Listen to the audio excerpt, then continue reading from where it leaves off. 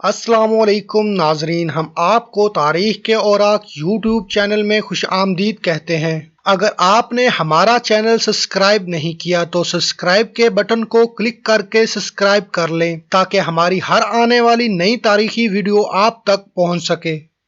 جب 1807 میں محمد علی پاشا مصر آئے تو اس کے حکمران بنے تو اس نے سوڈان کو مصر کی سرزمین پر الحاق کر لیا۔ سوڈان کے علاوی خاندان کی حکمرانی کھیڈوی اسماعیل کے دور تک مستحکم رہی، لیکن محمد علی پاشا نے کھیڈوی اسماعیل کے بیٹے کھیڈو توفیق کو زبردستی اقتدار چھوڑنے کے ساتھ ساتھ جبراً تخت پر قبضہ کر لیا۔ 1879 میں اقتدار کو سنبھال لیا۔ مصر میں برطانوی قابض فوج کے داخلے کے ساتھ ہی مصر کی سرزمین میں بدامنی ظاہر ہونا شروع ہو گئی اور ساتھ ساتھ سوڈان میں بھی یہی حالات پیدا ہو گئے۔ سوڈان مصری حکومت کی طرف سے سوڈانیوں پر عائد ٹیکسوں کے بوجھ سے دوچار تھا۔ مصری حکومت نے امیروں کو بہت سارے ٹیکسوں میں چھوٹ دے دی، جو کہ امیروں اور غریبوں کے مابین ایک واضح فرق تھا۔ مصر میں 1882 میں عرب انقلاب کے پھیلنے سے پہلے اس کا آغاز سوڈان میں مہدیس انقلاب نے کیا تھا، جسے کامیابی کا تاج پہنایا گیا تھا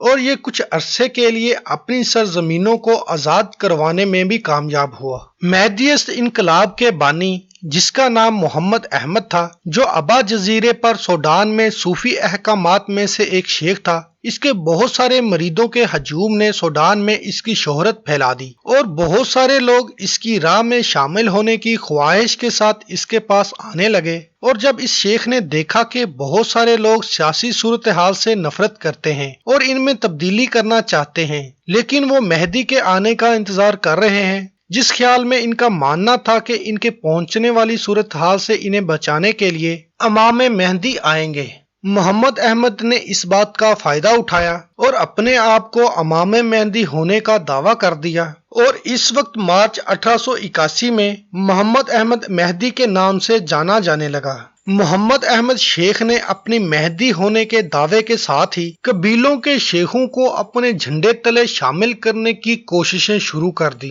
اور لوگوں سے مطالبہ کیا کہ وہ اس سے بیعت کریں اور اس کے ساتھ خدا کی خاطر جدوجہد کریں۔ مہدی نے یہ بھی بتایا کہ انہوں نے حضرت محمد سے ملاقات کی تھی اور بتایا تھا کہ وہ مہدی ہیں، اور انہوں نے اپنے تمام دشمنوں کو شکست دینے کے لیے ایک تلوار بھی انہیں دی تھی۔ مہدی اس وقت 40 سال کے دہانے پر تھے، اور جب حکیم در سوڈان رؤف پاشا مہدی کو اس معاملے کا علم ہوا تو اس نے مہدی کو گرفتار کرنے کی ضرورت پر الحمدار کے ذریعے جمع ہونے والے علماء کی اتفاق رائے کے بعد اسے خرطوم آنے کی دعوت دینے کے لیے بھیجا، لیکن مہدی نے حکیم دار کے ایلچی کو جواب دیا کہ وہ حکومت سے لڑنے کے لیے تیار ہے، اور اس نے اپنے طلباء اور پیروکاروں کو اگست 1881 میں آس پاس کے قبائل کو خطرے کی گھنٹی سے متحرک کرنا شروع کر دیا۔ مہدی کے پیروکاروں نے مہدی کی کال پر ہیڈ کوارٹر ٹرابا پہنچنے پر فوجیوں پر حملہ کیا اور بہت سارے فوجیوں کو مار ڈالا، اور ان فوجیوں میں سے صرف کچھ ہی فرار ہو سکے۔ اس طرح مہدی ابا کی لڑائی میں کامیاب ہوا، جو پہلی لڑائیوں میں سے ایک تھی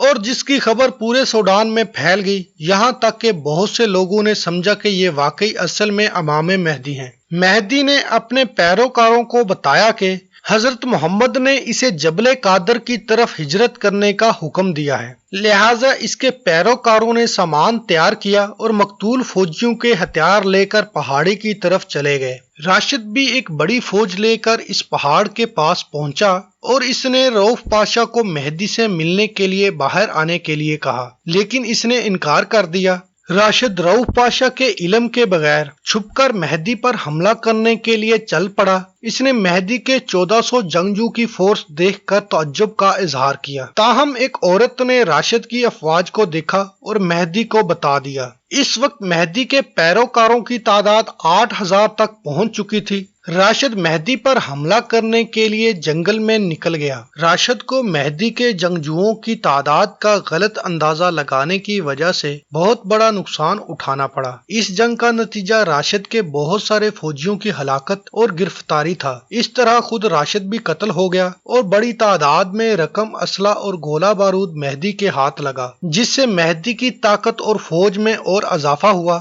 اس بار پھر اس کی فتح کی خبر پھیلنے کے بعد مہدی کی دھاک بہت سے سوڈان کے علاقوں پر بیٹھ گئی اور بہت سارے لوگ اس کے پاس آنا شروع ہو گئے اور اس نے دعویٰ کیا کہ اس نے سیسا پانی میں تبدیل کر دیا ہے تاکہ اس کے حامیوں کو کوئی تکلیف نہ پہنچے۔ جب رؤف پاشا کو راشد کے ساتھ مہدی کی لڑائی کے بارے میں معلوم ہوا اور اس نے فشودہ کے علاقے میں جانے کے لیے ایک فوج کو تیار ہونے کا حکم دیا اور اس نے مصری حکومت کو سامان بھیجنے کے لیے خط لکھا، تاہم اس وقت مصری حکومت عربی انقلاب کے خاتمے میں مصروف تھی، لہٰذا یہ رؤف پاشا کو مہدی کی طاقت کو کچلنے میں مدد نہ دے سکی اور مئی 1882 میں اقتدار عبدالقادر پاشا کو سونپا گیا۔ پاشا شلالی کی اس وقت یوسف پاشا شلالی کی سربراہی میں ایک لشکر تیار ہوا اور مہدی کی طرف بڑھا، لیکن مہدی کو فوج کی آمد کی پہلے سے ہی اطلاع مل گئی اور مہدی کی فوج نے پاشا کی فوج پر چھپ کر حملہ کر دیا۔ اس حملے میں یوسف پاشا شلالی ذاتی طور پر ہلاک ہوا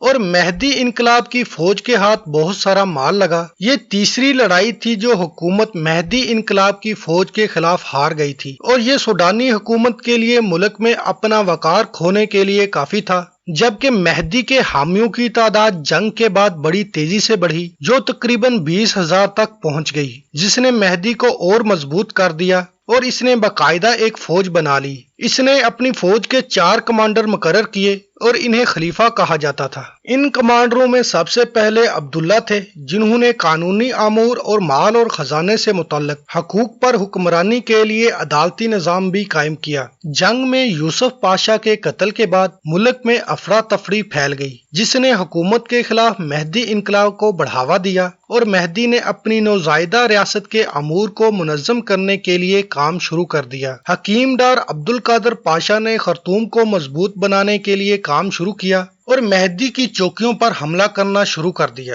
اس عرصے کے دوران کرتوفن خطے کے رہنماؤں کے ایک گروہ نے مہدی کو اپنے خطے میں آنے کی دعوت دی اور مہدی کو معلوم ہوا کہ اس کے دارالحکومت قادر کی صلاحیتیں اس کے پیروکاروں کی ضروریات کو پورا نہیں کر پا رہی، جس کی وجہ سے ان کی حوصلہ افزائی نہیں ہو رہی۔ اس کے نتیجے میں مہدی اپنی فوج کے ساتھ کرتوفان کے علاقے عبیدہ شہر آئے اور شہر کے لوگ بڑی تعداد میں اس کی فوج میں شامل ہو گئے جو پہلے ہی اس میں شامل ہونا چاہتے تھے۔ شہر میں آتے ہی مہدی کی فوج کی تعداد 50,000 کے قریب ہو گئی، جس میں 5,000 سوار تھے۔ شہر کی دیواروں کی طرف مہدی کی افواج کی پیش قدمی کے ساتھ ہی ان پر گولیوں کی بوچھاڑ ہو گئی، جس کی وجہ سے مہدی نے بہت سے جنگجوؤں کو کھو دیا، جس کا اندازہ 10,000 سے 12,000 تک لگایا جاتا ہے۔ اس جنگجوؤں میں مرنے والے اس کے قبیلے کے اور قریبی ساتھی بھی تھے۔ اس حملے کے بعد مہدی اپنی باقی فوج کے ساتھ کعبہ کی طرف فرار ہو گیا۔ اس نقصان کے بعد عبداللہ جو مہدی کا داہنا ہاتھ تھا، اس نے شہر قدیر واپس جانے کا مشورہ دیا،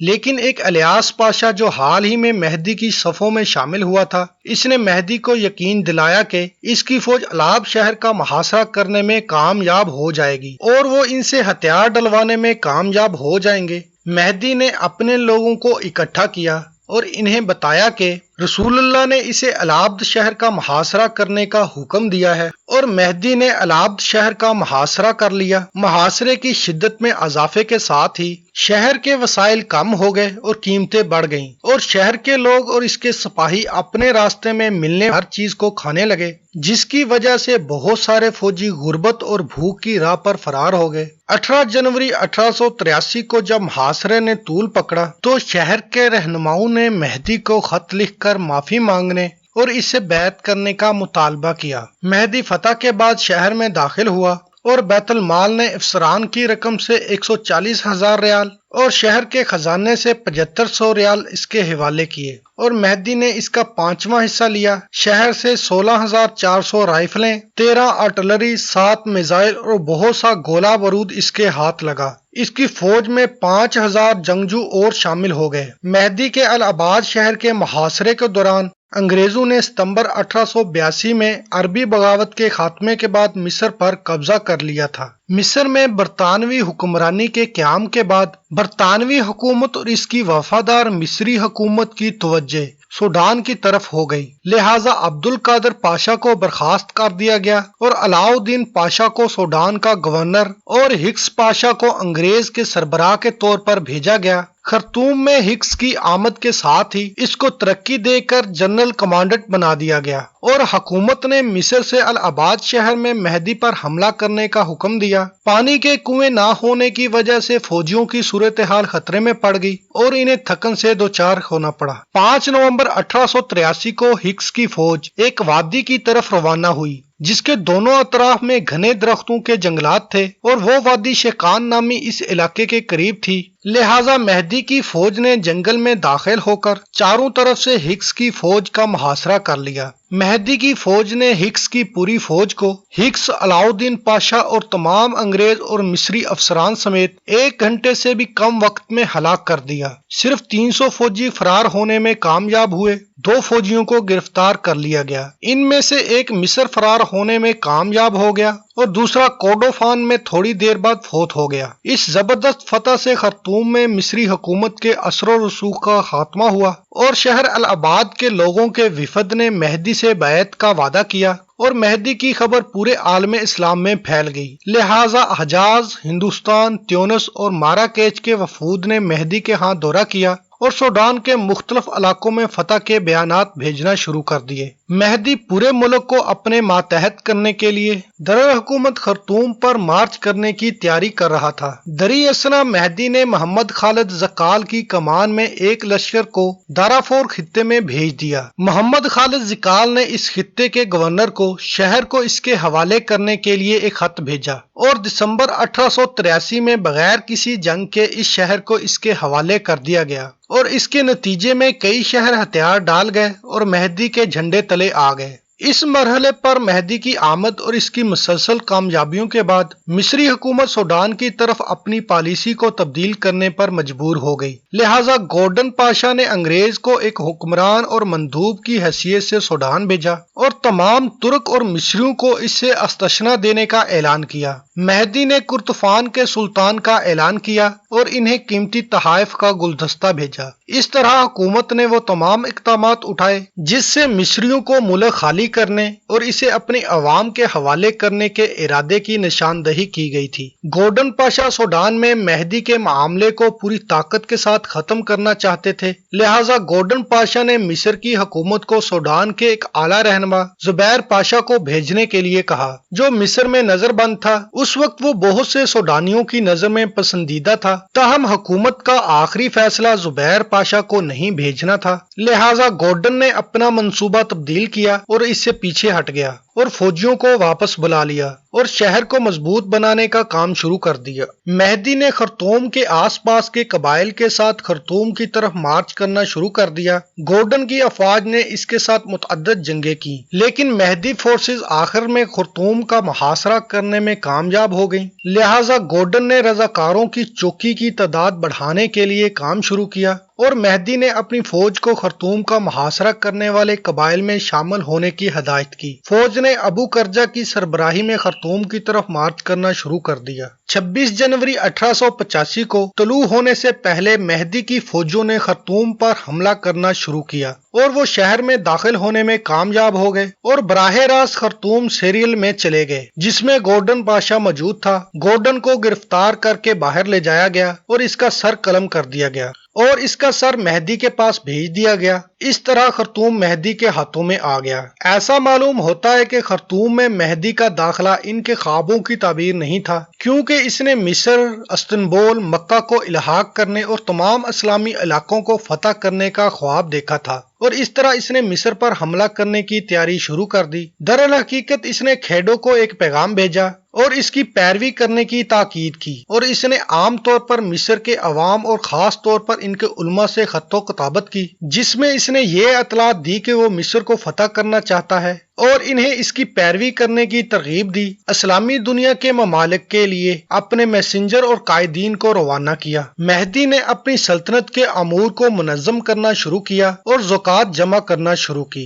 جب وہ اپنی سلطنت کے امور کو منظم کر رہے تھے اور مصر کے خلاف اپنے مہم کی تیاری کر رہے تھے، مہدی کو بخار ہوا اور وہ ریڑھ کی ہڈی کے بخار کی بیماری تھی جو سوڈان میں باب آف بلڈ کے نام سے جانی جاتی تھی۔ 22 جون 1885 کو مہدی کا انتقال ہو گیا اور عبداللہ نے حکومت سنبھال لی اور اسے پہلے سے ہی جانشین قرار دے دیا گیا تھا، جو بعد میں ڈبکرات کی لڑائی میں مارا گیا۔ وہ 1899 تک اقتدار میں رہا۔ اس کی موت کے ساتھ ہی مہدی ریاست کا خاتمہ ہو گیا اور برطانوی قبضے کے لیے سوڈان میں داخل ہو گئے۔